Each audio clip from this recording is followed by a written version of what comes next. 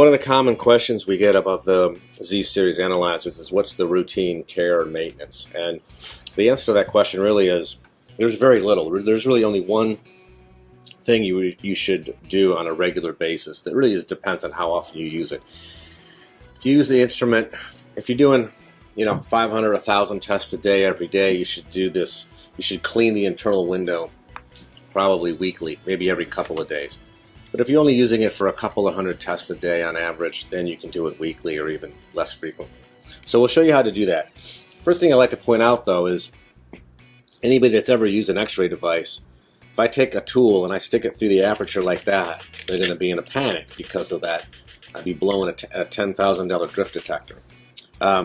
Again, with the LIBS technology, you don't have any of these sensitive detectors. You have a spectrometer, so you don't have any sort of real significant maintenance costs.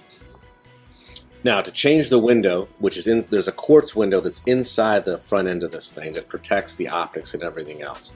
So to change that, you simply pop off these two screws, just loosen them, and now just pull the plate off with your fingers, and you'll see the quartz shield. You don't have to be very careful around this. This is a thick quartz. It's not going to break. You're not going to hurt anything. It's not an X-ray device. It's got a real sensitive detector.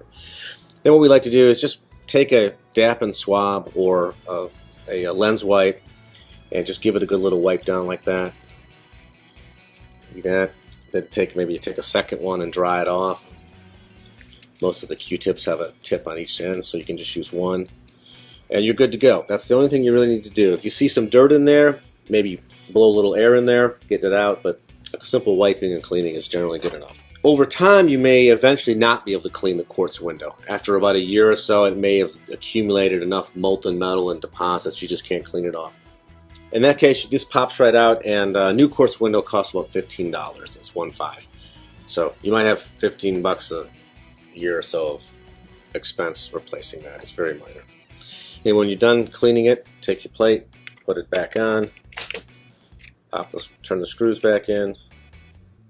All in all, it's probably less than a 5-minute procedure. You're ready to go.